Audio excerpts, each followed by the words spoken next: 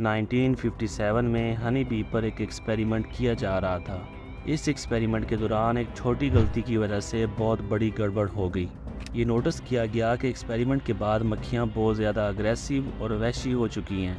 ایسا معلوم ہو رہا تھا کہ اگر یہ مکھیاں ایکسپیریمنٹ کنٹینر سے باہر آئیں تو یہ اپنے راستے میں آنے والی کسی بھی چیز کو نہیں چھوڑیں گی، اور اسی دوران وہی ہوا جس کا ڈر تھا۔ ہمارے چینل میں آپ کو ایک دفعہ پھر سے خوش آمدید۔ ناظرین، یہ واقعہ برازیل کے شہر ریو کلیرو کی ایک لیبارٹری میں پیش آیا تھا، جب ڈاکٹر واروک ہنی بیز کے اوپر ایک ایکسپیریمنٹ کر رہے تھے۔ کیونکہ یورپین مکھیوں کی شہد کی پروڈکشن بہت کم ہوتی تھی، اسی وجہ سے ڈاکٹر واروک ان مکھیوں کا ڈی این اے چینج کرنا چاہتے تھے تاکہ یہ مکھیاں بھی زیادہ سے زیادہ شہد بنا سکیں۔ ڈی این اے میں تبدیلی کے لیے ساؤتھ افریقہ سے شہد کی مکھیاں منگوائی گئیں، جن کو یورپین مکھیوں کے ساتھ میٹ کروایا گیا۔ یہ ایکسپیریمنٹ ایک لیبارٹری میں کیا جا رہا تھا جہاں ایک کنٹینر میں مکھیوں نے چھتے بنائے ہوئے تھے۔ ایکسپیریمنٹ پوری طرح سے کامیاب ہو چکا تھا اور مکھیوں کی اس نئی نسل کو افریکنائزڈ بیز کا نام دیا گیا۔ ہر چیز پلان کے مطابق ہو رہی تھی، لیکن پھر اچانک ڈاکٹر واروک کے ہوش یہ دیکھ کر اڑ گئے کہ یہ مکھیاں ضرورت سے زیادہ اگریسو ہو رہی ہیں۔ ان کا یہ عجیب بیہیویئر دیکھ کر خوف محسوس ہو رہا تھا، اور تبھی ڈاکٹر نے فیصلہ کیا کہ وہ ان افریکنائزڈ مکھیوں کو کنٹینر سے باہر نہیں نکالیں گے۔ لیکن پھر وہی ہوا جو نہیں ہونا چاہیے تھا۔ لیب ورکر کی غلطی کی وجہ سے مکھیوں کا ایک بہت بڑا جھنڈ کنٹینر سے باہر نکلنے میں کامیاب ہو گیا۔ مکھیوں کی یہ نئی نسل کتنی زیادہ خطرناک تھی، یہ ان کے باہر نکلنے کے بعد ہی معلوم پڑا، کیونکہ نکلتے ساتھ ہی یہ مکھیاں لوگوں پر حملہ آور ہو گئیں۔ ان مکھیوں کو قابو کرنا اب ناممکن تھا۔ انہوں نے اپنے نئے گھر بنا لیے اور بہت تیزی سے بڑھتی چلی گئیں۔ برازیل سے بڑھتی یہ مکھیاں اب امریکہ میں بھی بڑی مقدار میں پھیل چکی ہیں، جو کہ اب تک 1000 سے بھی زیادہ انسانوں کو موت کی نیند سلا چکی ہیں، اور اسی وجہ سے ہی یہ افریکنائزڈ مکھیاں کلر بیز کے نام سے بھی جانی جاتی ہیں۔ دیکھنے میں یہ زیادہ کالی ہوتی ہیں اور دوسری ہنی بیز کے مقابلے میں کافی زیادہ خطرناک بھی۔ 500 میٹر دور سے بھی یہ اپنے چھتے کی طرف بڑھنے والے کی طرف یہ ٹوٹ پڑتی ہیں، اور اگر انہوں نے کسی انسان یا جانور پر حملہ کر دیا تو حیرت انگیز طور پر اس کا آدھے کلومیٹر دور تک بھی پیچھا نہیں چھوڑتی۔ لیکن دوسری شہد کی مکھیوں کی طرح یہ افریکنائزڈ مکھیاں بھی انسان کو کاٹنے کے فوراً بعد ہی مر جاتی ہیں۔ ان مکھیوں کا ڈنک انسان کے لیے کتنا خطرناک ہوتا ہے، اور آخر ڈنک مارنے کے بعد یہ خود کیوں مر جاتی ہیں، یہ جاننے سے پہلے یہ پتہ ہونا ضروری ہے کہ مکھیاں آخر حملہ کرتی ہی کیوں ہیں۔ سب سے پہلے تو یہ سمجھ لیں کہ مکھیوں کی چاہے کوئی بھی قسم ہو، وہ انسان پر صرف تب حملہ کرتی ہیں جب ان کو خطرہ محسوس ہوتا ہے۔ نارمل شہد کی مکھیاں تب حملہ کرتی ہیں جب کوئی ان کے ہائیوی یعنی چھتے کو ہاتھ لگاتا ہے، لیکن افریکنائزڈ مکھیاں کیونکہ ضرورت سے زیادہ اگریسو ہوتی ہیں، اسی لیے وہ دور سے ہی اپنے چھتے کی طرف بڑھنے والے انسان پر حملہ کر دیتی ہیں، پھر بے شک وہ کسی اور مقصد کے لیے ہی کیوں نہ گزر رہا ہو۔ جب یہ مکھیاں پھولوں سے پولن جمع کر رہی ہوتی ہیں تب یہ کسی کو کوئی نقصان نہیں پہنچاتی، لیکن اگر اسی دوران کوئی ان کے اوپر پاؤں رکھ دے یا ان کے کام میں رکاوٹ ڈالے تو پھر ان کو غصہ آ جاتا ہے، اور پھر وہ ان کو ڈنک مارے بغیر سکون سے نہیں بیٹھتی۔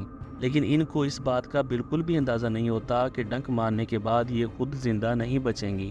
اصل میں ان مکھیوں کا ڈنک ایک ڈیگر یا دانتوں والے چاقو کی طرح ہوتا ہے، جس کے دانتوں کی ڈائریکشن اوپر کی طرف ہوتی ہے۔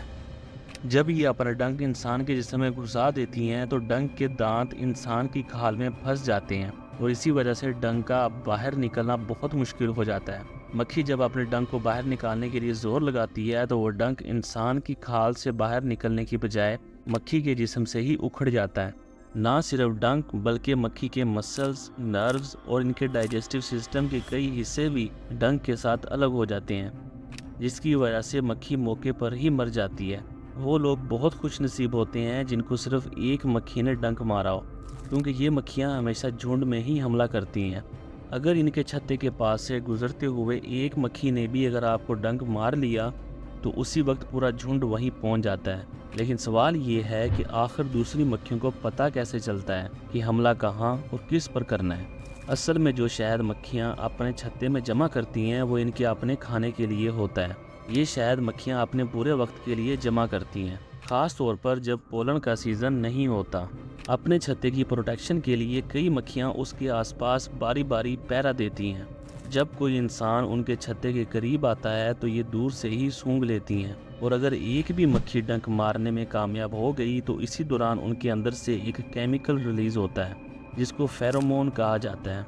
एक्सपर्ट का मानना है कि जैसे ही फेरोमोन हवा में फैलता है तो ये वहाँ मौजूद तमाम मक्खियों के लिए अलार्म सिग्नल के तौर पर काम करता है। वो तमाम मक्खियाँ जो उस वक्त ड्यूटी पर मौजूद होती हैं फेरोमोन को सूंघते ही उस इंसान पर हमला कर देती हैं। इसी वजह से जब आपको कोई एक मक्खी डंक मारे तो फ़ौरन उस जगह को छोड़ देना ही बेहतर होता है। मक्खियों का डंक इंसानों के लिए कितना ख़तरनाक होता है ये जानना भी बहुत ज़रूरी है।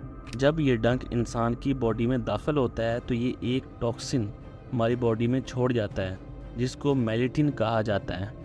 इंसान की बॉडी फ़ौरन इस मेलेटिन से लड़ने के लिए खुद ब खुद ही काम करना शुरू कर देती है, जिसकी वजह से बॉडी का वो हिस्सा फ़ौरन सूजकर लाल हो जाता है। असल में ये हमारी बॉडी का डिफेंस मैकेनिज़्म ही होता है जो मेलेटिन से लड़ने के लिए जिस्म के उस हिस्से को सूजने पर मजबूर कर देता है।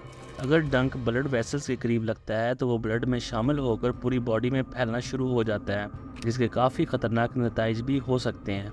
या जिन लोगों को मेलेटिन से एलर्जी होती है तो उनकी हालत बिगड़ने के भी काफ़ी ज़्यादा चांस होते हैं।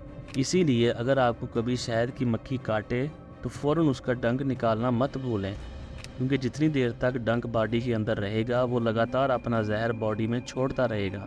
आइए अब जानते हैं किलर बीज के बारे में चंद इंटरेस्टिंग फैक्ट्स। किलर बीज नॉर्मली बहुत बड़ा छत्ता बनाती हैं जिसमें 80,000 से भी ज़्यादा मक्खियाँ रहती हैं।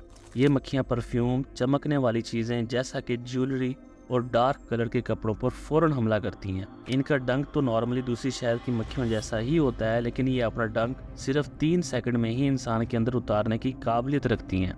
एक मर्तबा जब इन मक्खियों का झुंड अग्रेसिव हो जाए तो अगले 24 घंटों तक इनका गुस्सा ठंडा नहीं होता। किलर बीज के हमले की सूरत में इनसे जान छुड़वाने के लिए कम से कम 1 किलोमीटर दूर तक भागना ज़रूरी होता है। पानी के अंदर छुप जाने की सूरत में भी ये मक्खियाँ पानी के बाहर अपने शिकार का इंतज़ार करती रहती हैं। उम्मीद है कि आज की ये वीडियो भी आपको पसंद आई होगी और आप इस वीडियो को शेयर और लाइक ज़रूर करेंगे। तो मिलते हैं अगली एक और शानदार वीडियो में। तब तक आप अपना बहुत सारा ख्याल रखें।